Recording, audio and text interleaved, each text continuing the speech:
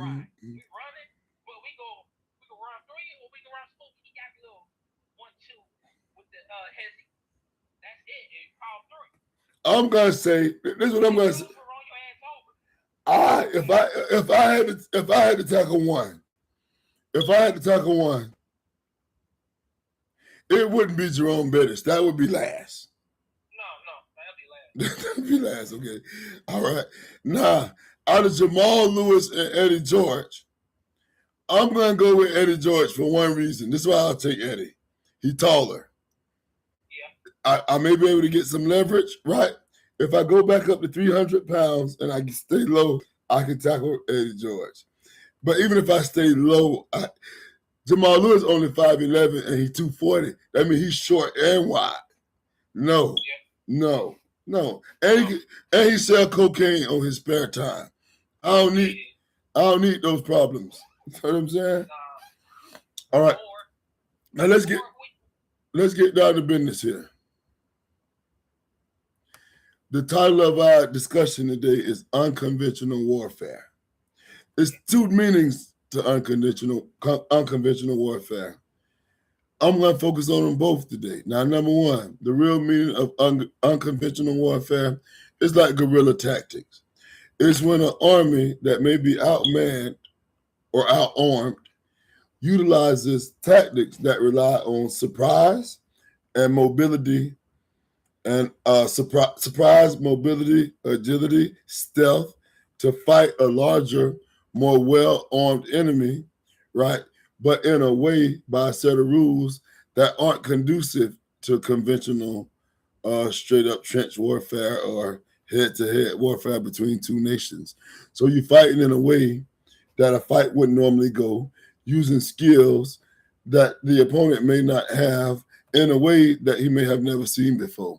It's called unconventional warfare. And the Americans learned unconventional warfare fighting the Black Seminoles down here in Florida. This is where they got a good dosage of it. This is where they learned it. Because the Black Seminoles down here in Florida, you can call them Maroons, Cimarroons, whatever you want to call them, Seminoles. The way they fought was not conventional. We ain't marching in no columns. It ain't no goddamn tanks. We are a nation within a nation being attacked by multiple nations. We have to live on the run. I'm speaking as if I were a Seminole. They had Florida. Everything came concentrated in Florida. Alabama, Georgia, all the indigenous blacks, all the runaways that was not going to be on the plantation, all the freed blacks that were already in Florida, they had one haven, Florida. It was Spanish controlled at the time. And it was a nation right here within what was becoming a complete nation. Florida was not part of it. And the whole weight of the brunt of the military of that nation came down on those Black Seminoles, and they had to fight in ways that aren't normal.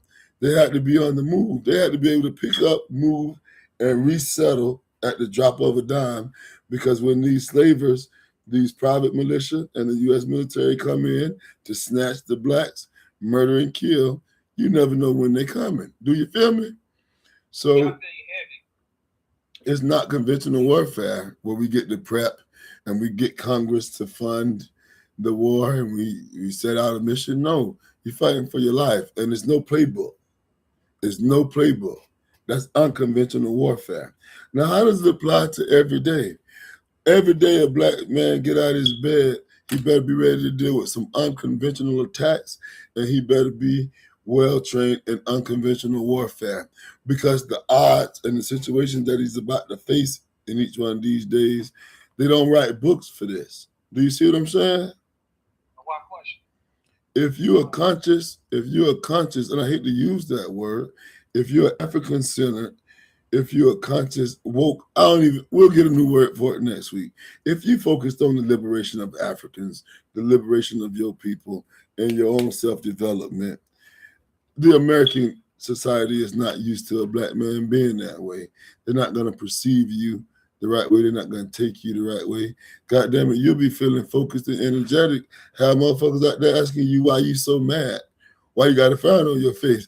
Motherfucker, I ain't frowning. I'm here to get down to business. You hear me? Yeah. So let's talk about the main attack that they have for black males, young black males today. Well, it's two now. It used to be the prison industrial complex. Yeah, They used to want to build prison cells for our boys from the moment they was in the third grade.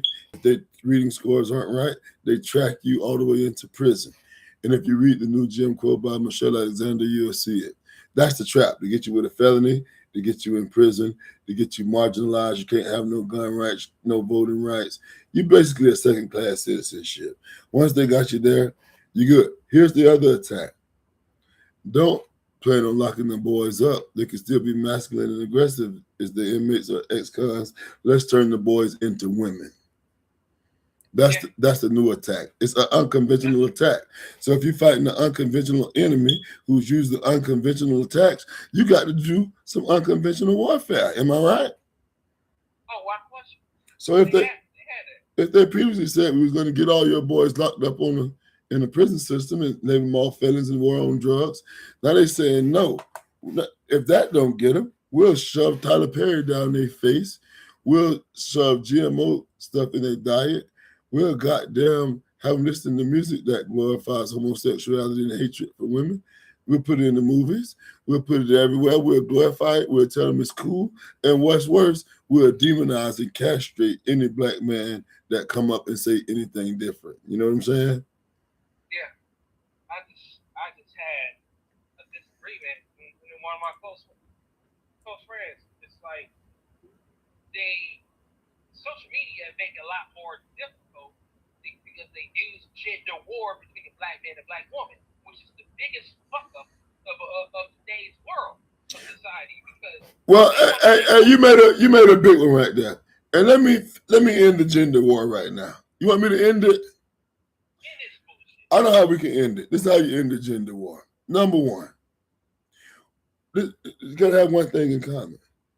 If we say we have one goal as black men and women, and that's the empowerment of black people, it's got to include economic empowerment, and it's got to be based on the black family. If that's the goal, we can end this gender war right now. If we got the same goal, now if our goal is not the same, if your goal is not to see the black man and the black woman in the house building families, building intergenerational wealth, giving their kids the proper knowledge of self, making the right decisions as far as politically, economically, that'll effectuate our uprise as a people. If that's not your goal, then we can't end the gender war. We need to go to war. But if we got the same goal amongst us that have the same goal, this is how you end the gender war. Women need to stop telling men what they think a real man should do. And men need to stop telling women what they think a real woman should do.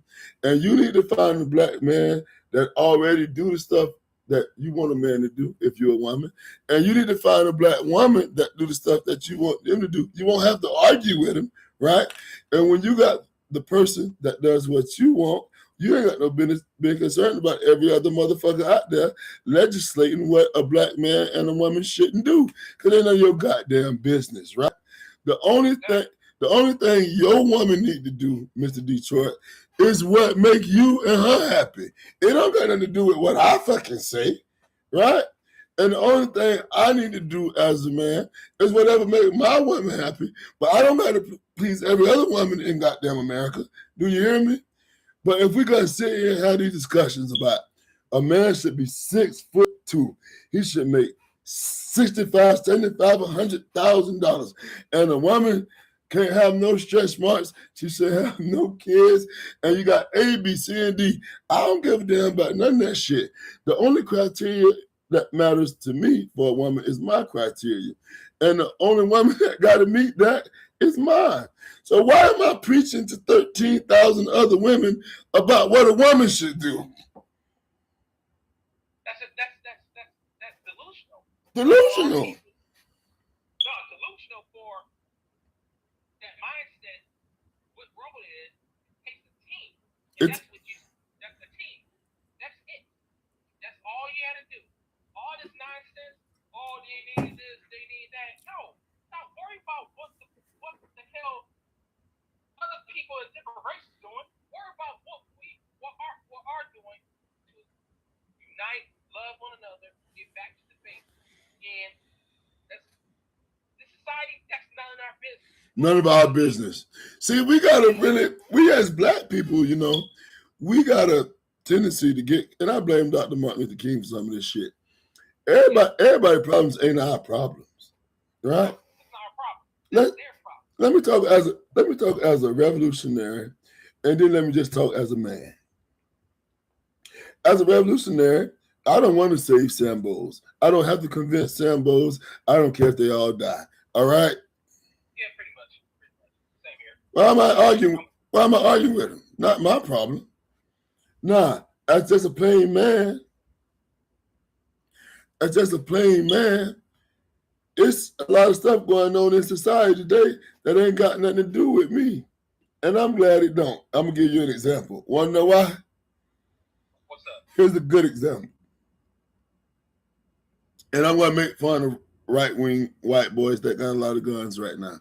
Like Iraq veteran 8888. See these right-wing, they got these private paramilitary military groups. I want to make fun of them while I make this example. Let it rip. Some problems are not mine, such as this Epstein situation. Now, this is what I noticed about this Epstein situation. America is a sick country, but that's not my problem. America is a country that has a real problem with abusing children. That's not my problem. America, I'm talking about the European elite, the wealthy elite that run this country, are sick. They're pedophiles. And it dates all the way back to ancient Greece. Still not my problem. You want to know why it's not my problem? What's that? Because they didn't touch Journey Save Joy money. Because I can, every time I see one of these kids keep coming out and telling what happened, it's a white kid, right? Now, I haven't seen not one black. Have you? No, and that's not my concern. No, but That's not your concern. no, okay. So now, all these right-wing boys that claim they military patriots and they love the country and they hate pedophiles, you got pedophiles running your country right now. You got Trump, who was supposed to be your boy, and you got Zionists telling him what to do. He's in the Epstein files, and he's at war with Iran right now, and ain't nothing you right-wing white boys gonna do about it. And that's your problem. And all of those kids that got raped and molested, every one of them I see is white. They're not even black. That's your problem. And so you sit here with these night vision goggles doing all this country boogaloo training and ain't gonna bust a goddamn grape. And ain't nobody got fired. Ain't nobody got punished for molesting babies. But it's a white problem. And the thing is, wait, let me finish this. My mama say, people know what tree to climb, right? And I'm not boasting or bragging right now because black people are behind in this country. But I honestly do believe I got enough confidence and faith in black people and black men that I honestly do believe that had these Epstein files, had the targets and these victims been black girls, a lot of black kids, some shit would have went down by now. I don't think black men would have been sitting around with this. I don't think they would have been. Hey, I got daughters. Hey, I got daughters, and that's all I'm gonna say about that. Right? They can say what they want about black men. But I got an older brother too. He got a daughter. Zeke don't got no kids yet. He got nieces, right? But I just don't imagine, and that's all I'm gonna say. I just don't imagine. It's too motherfucking calm right now. Everybody more pissed off about gas prices, Iran, and Venezuela than goddamn babies. Right? Not my problem. See, I got 3 biologicals and hundreds of BPM kids, and not one of them have come up in the Epstein files. But I'll just speak for Robert F. Williams if he was still here in the physical, the real man, the grandfather of black manhood. Robert F. Williams wouldn't be sitting around waiting on somebody else to do something. And that's all I got to say about that, Jack. That's all I got to say about that. You hear me? White boys with your AR-15s, you ain't gonna bust a grape. You got your new Sig Sauer, you got your new Glock, you got your level 3, level 4 body armor, it ain't gonna do shit. Ain't gonna bust a grape. You rush the Capitol, why you won't rush it now? Your brothers and cousins are about to get sent to Iran. They're talking about putting ground troops in Iran because Netanyahu said so. And redneck white boy patriot Billy Bo Bob ain't gonna do shit. He better not talk shit to me again after this. Not after this. You hear me? Not after this. You ain't gonna say shit to me after this because you ain't do shit. We always talking about Jews. Why these white boys always want to talk about Jews and Zionists, these evil people, but when they say you, your president, that's your boy. You MAGA. Where's MAGA? MAGA ain't gonna do shit. It's all talk. Soft as shit. Soft as shit. Hey, I want to, where's MAGA? You got all these, you got gun channels on YouTube. You got Blackwater started as a gun club for white boys. Where you at now that your president done turned Jewish? Amen and amen again. Now let's get back to unconventional warfare. This is what I want you young Africans to do in life. When you come up against a task, when you come up against a problem, and I hope it's a tough looking problem, you need to already know that it's a way to beat this shit. You got to already have that in your head. Meaning, ain't no doubt. Ain't no doubt. I'm going to figure out how to win. I'm not doubting if I'm going to win. I'm going to win. Let's just figure out how we're going to get this done. Do you hear me? Yeah. Because when you go in with a mindset that you might lose, you're not going to access every part of your brain to find that solution because you already done accept loss, right? Now, if we look back at our ancestors, and I keep saying the Seminoles, but that's a group. Let's take one. Let's take Nat Turner in Virginia. If he had gone into this thing already accepting defeat, he would have never started. Do you feel me? He looked at this system of white supremacy and he said, it's got to be a way to beat it. He started off using his preaching skills. Do you hear me? He used that role as a preacher to recruit and start to organize, right? Now, this problem that he was looking at was the system of plantation slavery. He was looking at a beast. That's a beast. You're going up against some odds when you're going up against the European white supremacists and his main means of making a living is to enslave you. You think he going to get that up? No, he got guns. So you're going up against some tough odds. But Nat Turner had to look at it and say, not only can we win, this is how we going to win. He had a plan. They were going to take the armory. Had they taken the armory, history would have been written in a different way. Yeah, he killed a bunch of people. Yeah, he recruited a large rebellion. Yeah, it shook the nation and had ramifications till this day. But he had a plan that would have went even better if he'd have got the arms. I think, this is my opinion, if he'd have got the armory, I think they was going to turn south and head to Florida. That's what I think. Everything was coming to Florida. All these different Aboriginal peoples, all these runaway slaves, all these freed blacks, everything was converging in Florida.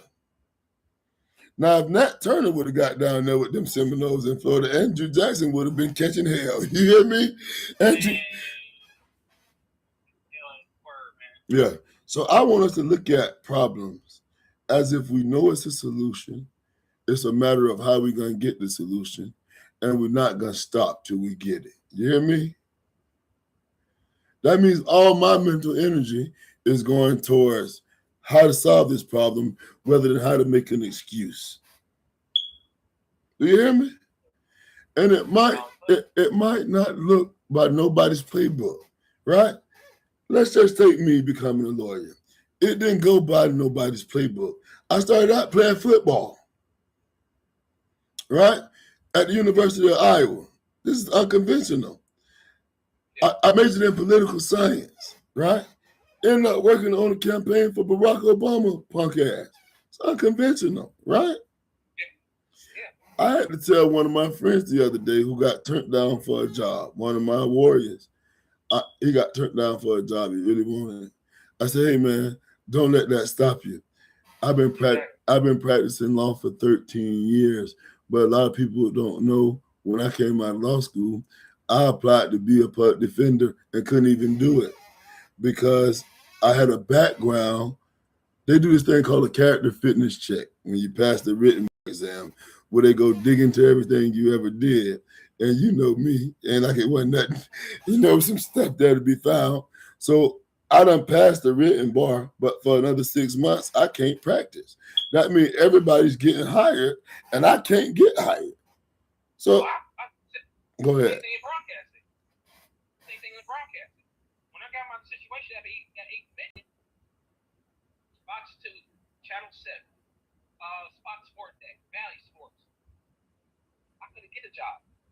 I couldn't get a job. And I'm like, damn. And I got hired in a meeting in the church at their TV station network. And it was just, it was just luck, but man. No, don't say luck, nah. Don't say luck. That's blessings. I hate when people call blessings as luck. I mean, it's blessings. You're right. But it's blessings. But when it comes to it, man, oh, people just don't understand that this is your background. They look at your background. Mm-hmm. The littlest littlest thing. The littlest thing. The littlest thing in blackball you. Mm-hmm. That's why I got blackball immediately in 2020. But look what you just said. That's the obstacle. And you had to figure out an unconventional way to do this because you got a set of skills that can be put to use. We didn't know it would be put to use in a church broadcasting arena, but you're working nonetheless. You know what I'm saying? Yeah. Like the old folks say, it's more than one way to skin a cat. And if you stop at the first way, you done lost the battle without even exhausting all your remedies, without exhausting all your options. And you got to believe, man. You got to believe. This is what I want everybody. I had a guy tell me the other day, one of my homeboys that I train with down here. He said, "You know what, Vern? I just want to thank you for all the stuff you do for the community." I said, "Well, I don't know what the hell you thanking me for. I ain't done more than Nat Turner.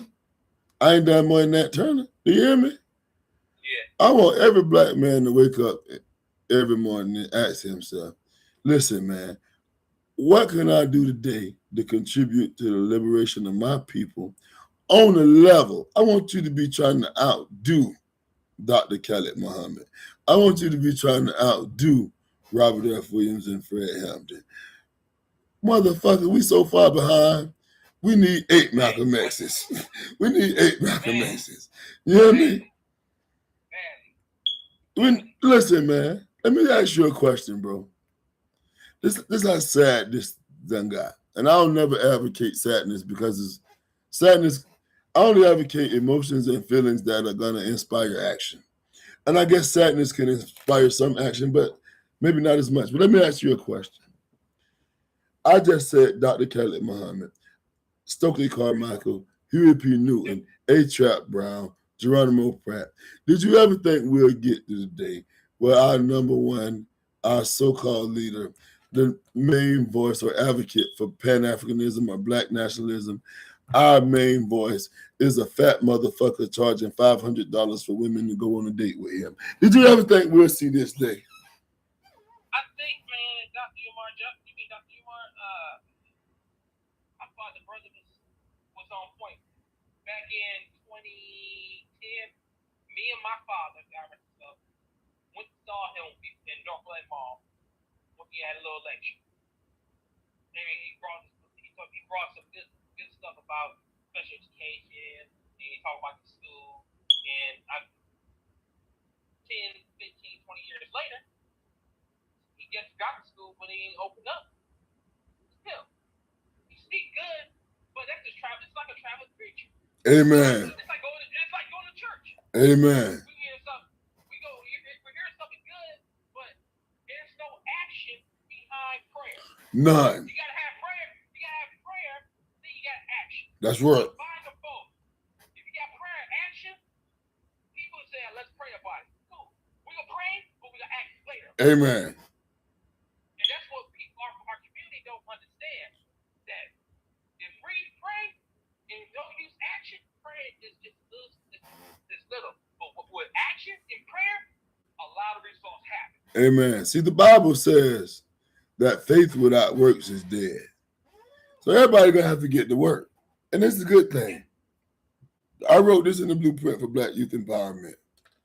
No black person that want to see us do better should wake up bored, exhausted, sad, or depressed. Why? Because it's enough work to go around. Listen, if you want to see black people do good, we got a ton of work for you to do. You don't have to crowd nobody else lane. You don't got to redo what nobody else done. Ain't nobody in your way. It's like the squat rack at the gym. Ain't nobody ain't gonna be on it. If you want to squat, ain't nobody gonna be in your way because ain't nobody else squatting for real. You hear me? Yeah. Nah, if you're a black person and you're very health conscious, like my boy Jamil, he all about his herbs. That shit is real. We ain't got no more Dr. Sebi. We need real health herbalists, right? Or you might be a black person that's all about combat. You like to train, you like guns and shit. We need somebody to teach us about that too. We sure need some get armed up and trained, right? Or you might be a black person. God damn it, who you like to study and research. We need plenty of researchers. Let's get us. If you're gonna bring out good information, like you just said, Umar, be a researcher. Bring us information to put into action, not just to preach us to death. But all I'm trying to say is that it's plenty of roles for everybody to play in this thing. You see what I'm saying? Oh yeah. I ain't never had to beef with a Negro because all I want to do is work with black youth. Ain't too many people in the way. You know what I'm saying? But if 15 dudes stood up in Jacksonville tomorrow and said they want to help with black youth, I still don't got to beef with them because there's 15,000 YNs out here that need somebody. Do you hear me? They need guidance. That's what we need. And that's what, as older statesmen, while we used to be so-called YNs, which young, let's cut the YNs up. Young black men try to find a role model, be a man, and find a way to be a good person in life. And we talk all that nonsense.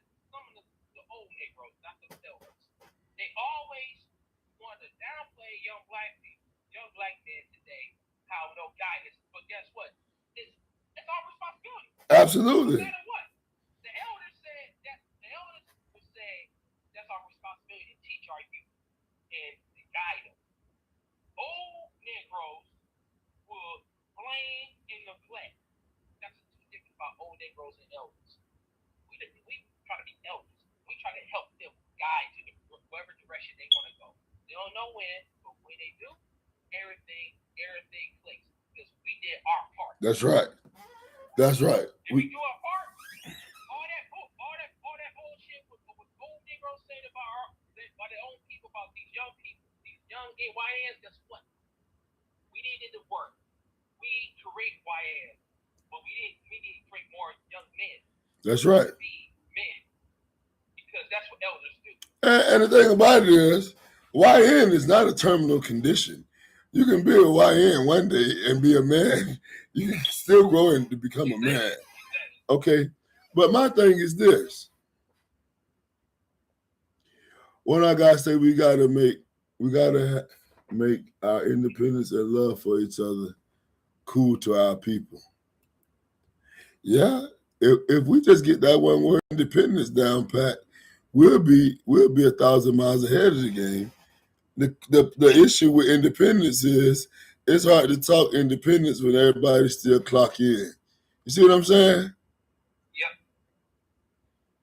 Most definitely. I talk independence every day because I have to, because I am independent. I work for myself. Everything about me is independent. I'm going to sink or I'm going to swim. But as a people, if we talk in nationhood, that's going to be hard to do when we all work for white people, right? If we're going to be independent, we got to start thinking and acting more independent. If you can govern a nation, you should be able to govern a business. And it's not that many, put it like this.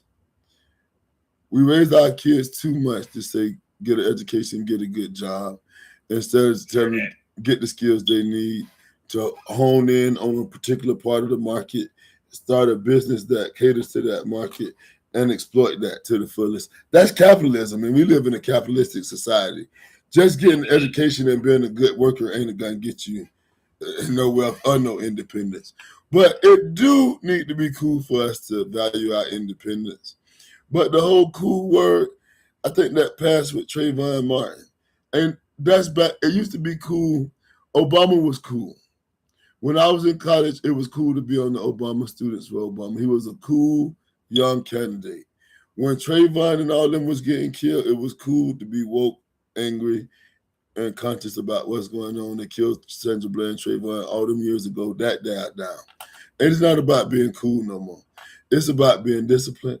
It's about waking up every day and being consistent and taking the steps to put us in a position to make a comeback. Right?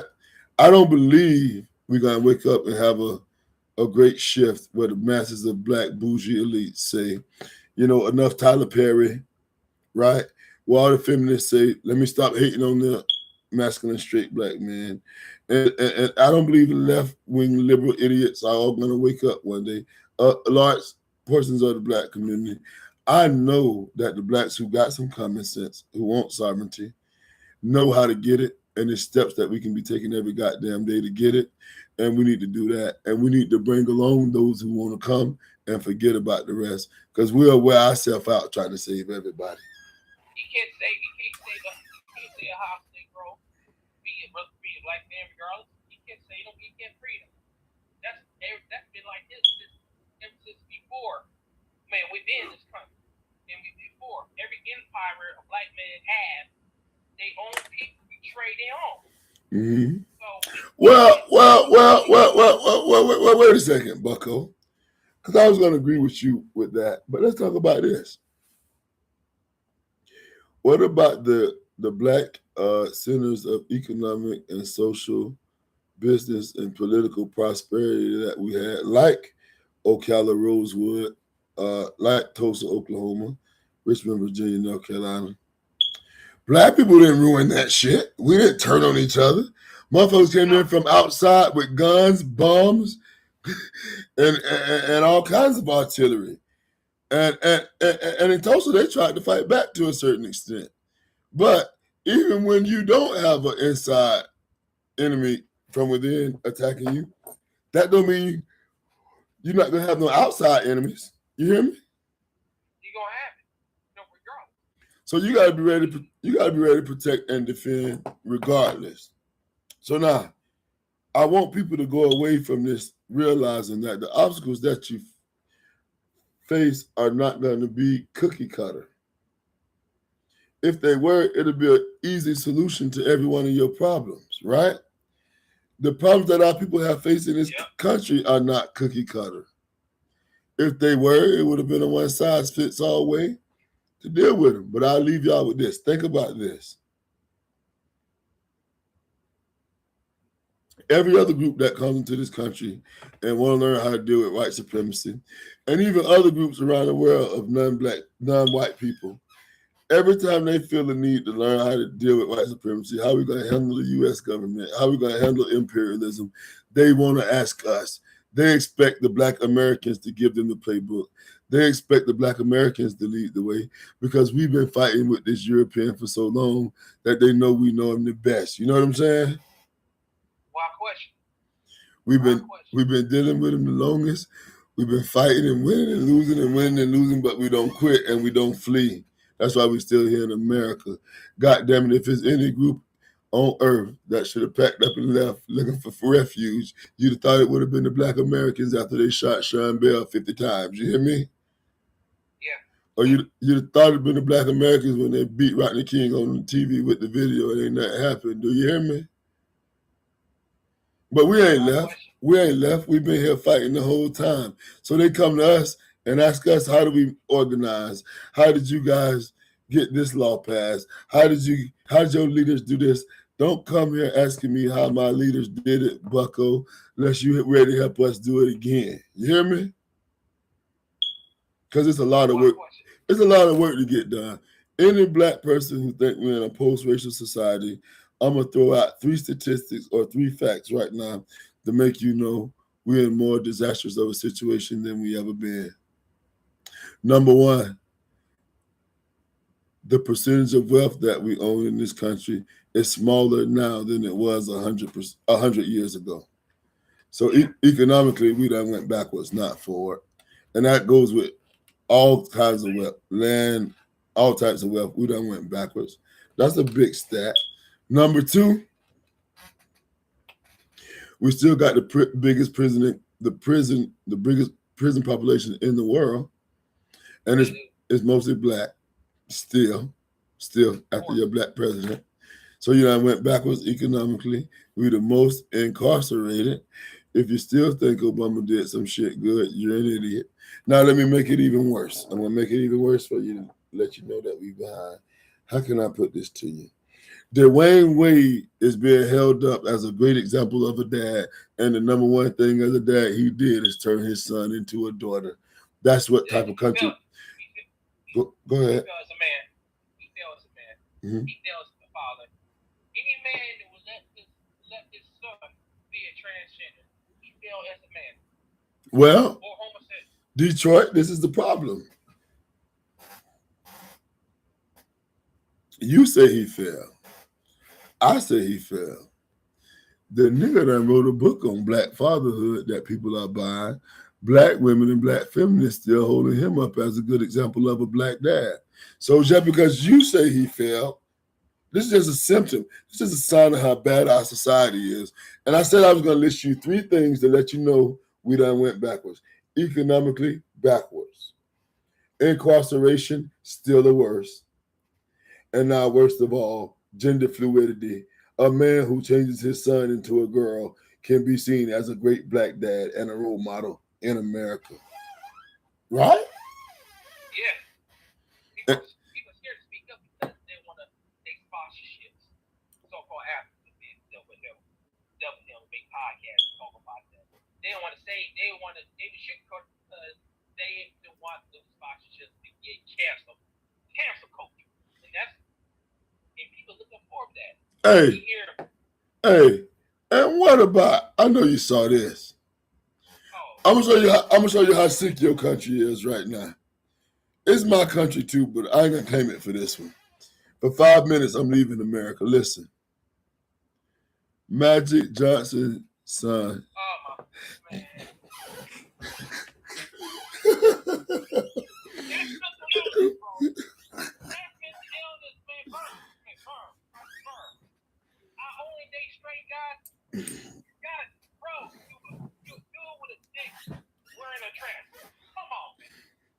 Nah.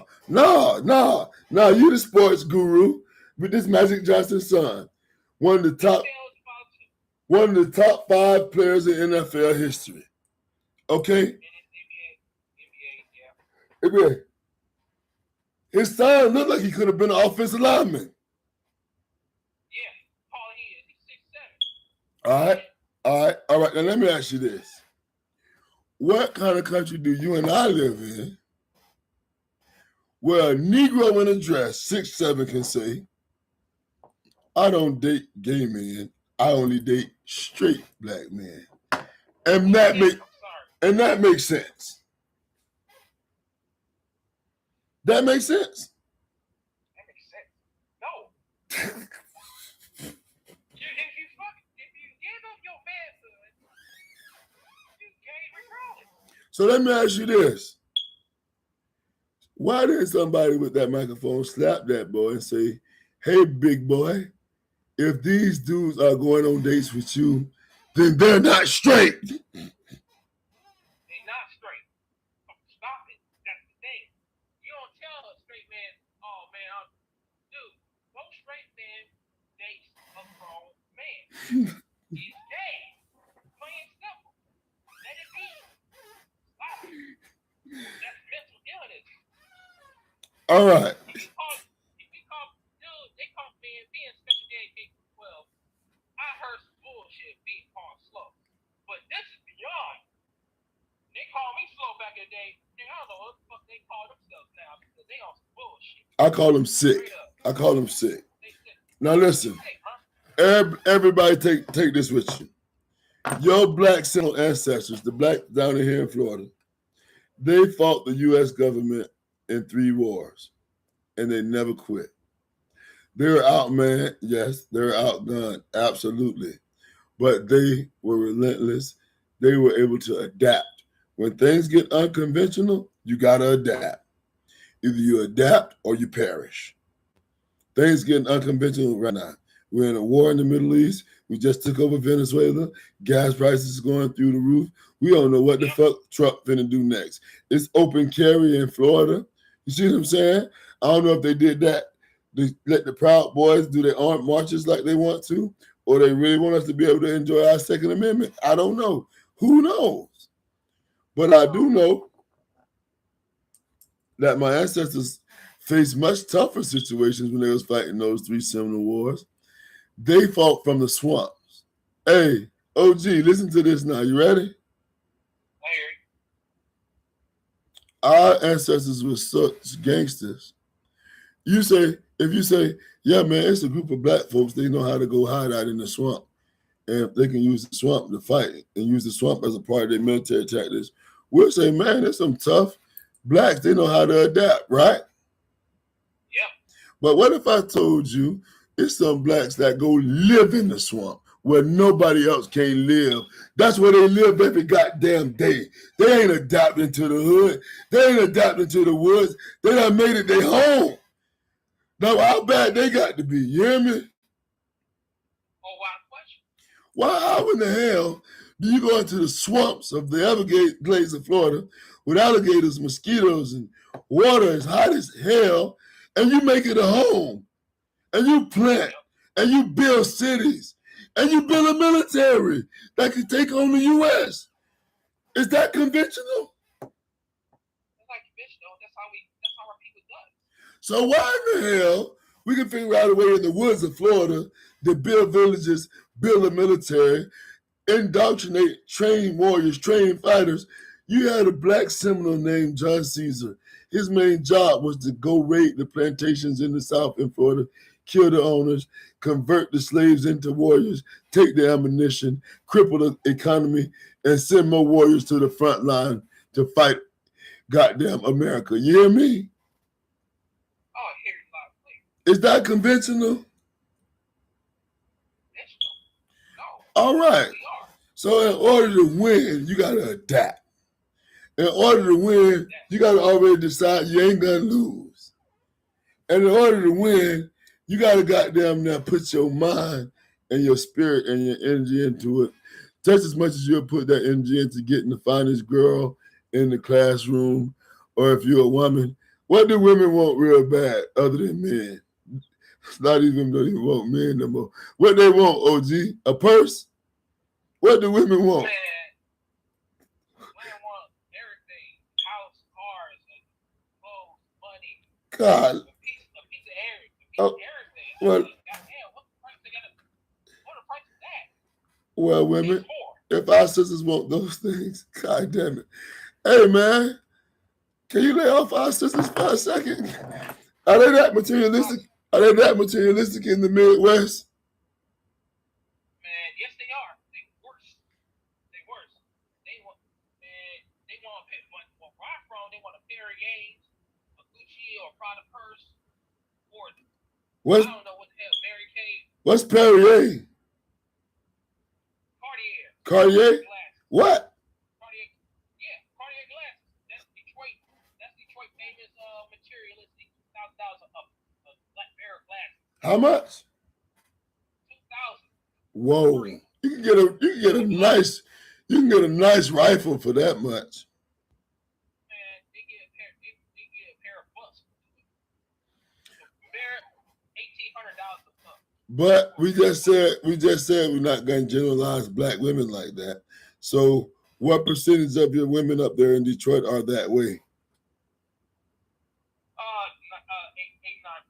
89%. 89? Yes, bro.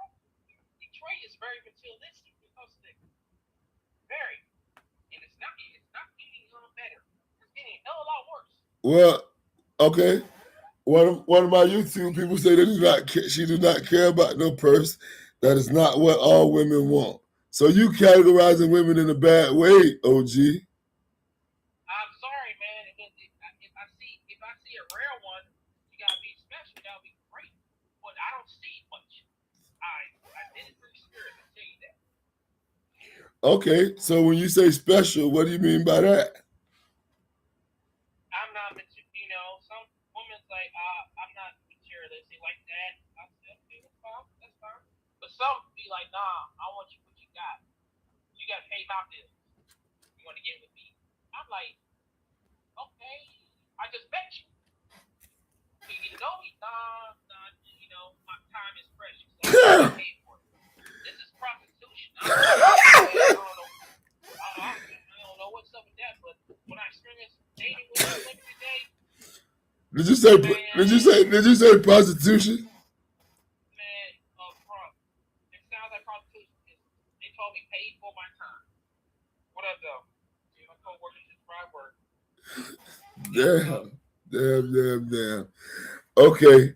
Well, I don't want. I was having a conversation with a sister about that the other day, and I told her that the reason a lot of black men are very uptight about paying for things on dates or buying gifts, or the reason they always want sex immediately upon going on a date, is because sisters that made it to where they prey upon men. They'll date a motherfucker just for dinner and date another dude for dinner tomorrow, and they'll have a team and line up. They be a bigger player than the man. You hear me? The whole day ball game. So now the men on edge. They don't want to pay for nothing because they don't want to get played. The women talking about the men got to pay for this, that, and the third. Not there go your gender war you talked about right there. Yeah. You can't have this, I can't talk to you. But see, that's your thing. So you ain't got to be stunned about them materialistic women because you told me that's only 89%. So you got to go get one of that 11% in Detroit. Now, where you going to find them at? Man, it's dangerous. I can hold you, especially Detroit. You say it's dangerous. I mean, it's dangerous, but like, dude, they can lure you. Some of them, not all. I'm not saying not Paradise all, no, not in the city. But there's a lot of people, folks, that if a woman likes you, they still, if you got money, they can find ways to jack. They know for certain people. Speaking of jacking, wait a second, OG. What's the gun laws in Detroit? Oh, it's ruthless now. You had to get a permit to get carry up or have a gun to buy a gun. You don't? Nope. They just made the law about a month ago. So why don't you, so how many do you own? What? No, you slipping. That's that light skin shit. Now you just. No. Hold on. Yeah, so that case, one and shoot. I make sure I got a rifle. I got a rifle. Make sure I got a rifle. Is it an AK? I'll text you. Okay, send it to me. Okay, all right. So she said she gotta agree with you. A lot of women are into materialistic items like purses and wigs, etc. So I guess a lot of women aren't. But is that really? Hey, OG, let me ask you a question. Go ahead. So when you get this woman out of the 11%, right? That you talked about, right? Yeah, unfortunately. Yeah. Okay. Do you want her to get her hair done frequently? She wants it. Okay, so you want to keep her hair done. I got you. I can get her nails. That's fine. Okay, hair and nails. Do you want her to wear nice clothes? Like nice clothes. Nice clothes. All right, so get the hair done and nails done. Get her some outfits. What about purses? Do you want your woman to have a bootleg purse or like a nice purse? She get a nice purse. How many purses can she have? Okay, all right. So what you're saying is you are right with the women having nice things. That because all these things you just said, I could call this woman materialistic because you just said you're gonna get her hair done, her nails done, her outfits, her purse. That could be materialistic. It is. It could be illustrated, but it's fake. Okay, there we go. So you got to make sure you draw that line, because when you say that women want to get their hair done and they want purses, good. Do you want them to be walking around looking like a bum? No, not at all. All right, but what you? It will have to be high. It will be reasonable. But and so what you're saying is that it should be reasonable limits to like you say, how many Yeah, persons can you have? yeah. I mean, it's limits. How you person have? Do you know how to budget? I can work. We can work with that. I love a woman that let's talk about. Hey, let's invest in some profit. Let's invest in some nice stocks coming up. Coming up. Let's find something to make money. Let's save a budget price so we go on a trip. See, those type of things I like for a woman. But I mean, that's a she like nice things. She can have nice things. She loves nice things. I like her mentality. I like how she approach it. But when it comes to that, the material thing, anything above $3,000 worth, you gotta be reasonable. mm-hmm. You gotta be reasonable. If it's like showing off this bullshit, it's better off. You can look presentable, but you don't have to show out. You don't have to show out what you gotta prove. That's the only thing I like for a woman is that you can be beautiful. You can be beautiful and high maintenance. If you smart with money, oh, you're a winner. That's a winner. Well, You find out. being smart and money, that's a big one. But let me ask you again.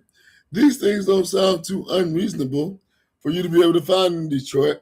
Or are you going to have to venture out? Where are you going to go if you have to venture? I got to get the hell out of Detroit.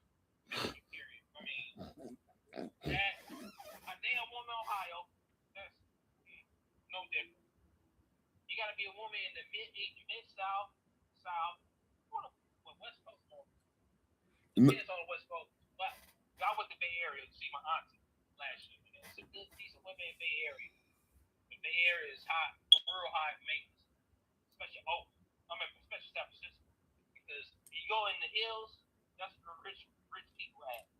They living on hills, and the guys live on lower areas in California, in Oakland, Northern California. Those like the low end. So you telling me you feel like you got to leave the state to find a woman? Yeah, in Detroit. Wow. Man, it's messed up down in the city, man. I don't think I ain't never been up there, but maybe you're just looking in the wrong places. Yeah, it's hard, man. It's hard looking for good places. But downtown Detroit is the only thing popping. You go out there, you find a woman. You gotta find a woman in the suburbs. Oh God. I know, black women in the suburbs. So look, raised in the inner city. Man, that's bad. But you got to go out. You got to go out tomorrow and get you a pistol. Oh, Dow, go to Toronto. Yeah, I probably won't go back in the States. If I went to Toronto in 2014. I love that city. And the women, all kinds of black women, Caribbean, Canadian, African, and and regular sister in the Toronto, Canada, man. They awesome. I love it here. Detroit. What I said was that tomorrow you got to go out and buy you a pistol. After my situation, I really go get I rather go get a 1911. You gonna get a 1911? I like a 1911, and I'm a Glock person like you are. I ain't no Glock person. That's Z. I know. You got the same taste when it comes to guns. No, we don't, because you don't got no AK. I ain't gonna get into that. All right.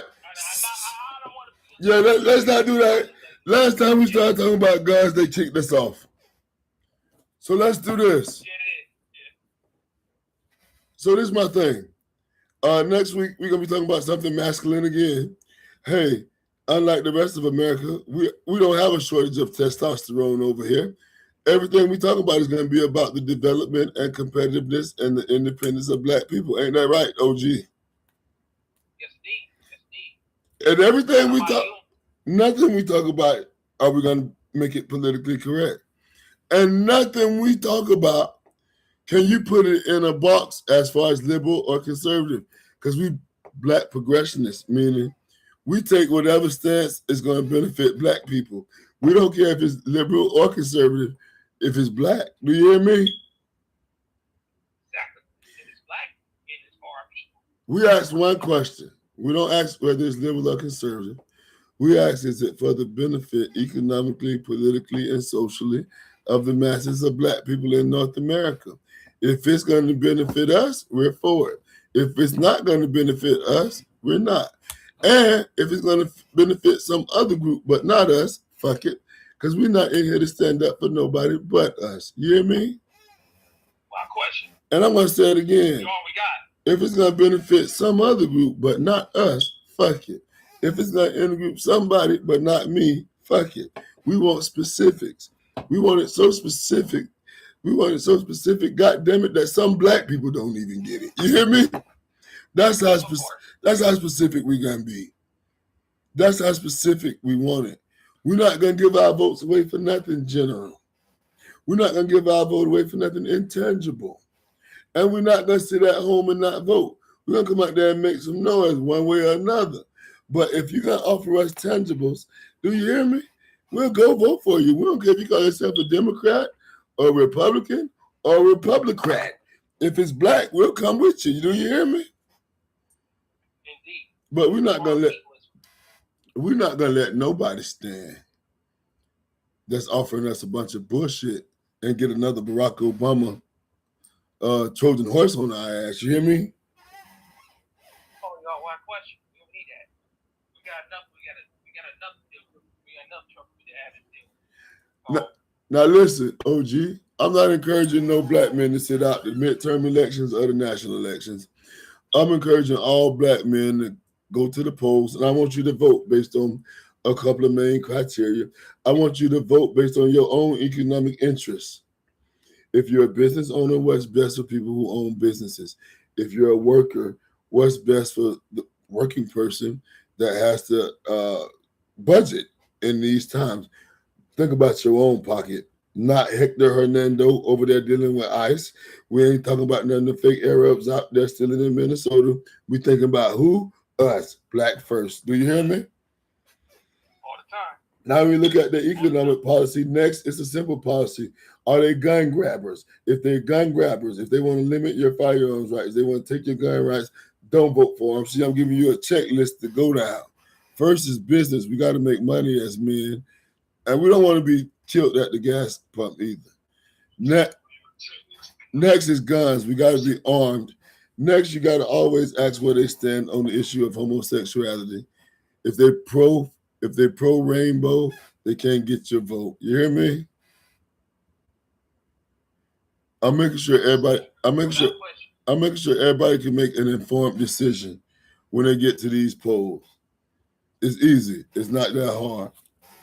And I want us to go. I want us to go down there, and I want us to. I want them to know that they got to value us and cater to us. They already value the Tyler Perry. Them. What about the straight black men? You know what I'm saying? Exactly. What do we get? We get nothing. We got to put on a dress to get some love. You hear me? Exactly. You got to be feminine to be respected in today's society as a black man, and that's just a joke. Well, we ain't putting on no dresses. We finna put these motherfuckers out the door. That's what we finna do. So next week, same time, I might talk about something about the election. I already talked about how soft these goddamn boys is. I might do a lecture next week. I might talk about how my daughters are tougher than y'all sons. If your son can't do 20 push-ups, he ain't tougher than Sage. If your son don't know how to do takedown defense, he ain't tougher than Journey. You hear me? Can't do pull-ups, Sage know how to do that. I honestly believe that my daughters are tougher than a lot of these people's sons. I'm gonna make that an issue. No, I'm gonna make it an issue. You wanna know why? No, that's a fact. Come on, man. Look at these father. We need to raise. No, it ain't about me and my daughters. It's about these weak ass boys that they letting wear high heels. We got to get back to raising boys. I'm not bragging about my daughters being tough. They do cheerleading and they do pageants. I'm just trying to make other people feel bad about raising these soft ass boys.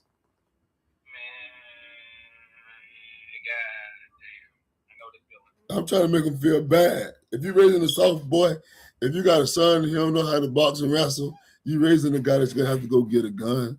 You see what I'm saying?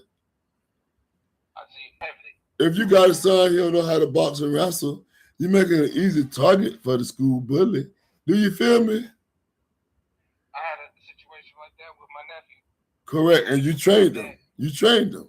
that But I my did. thing is, in the old days, a black man didn't have to sit down and argue people into understanding why it's important for black boys to be strong and tough. It was just understood.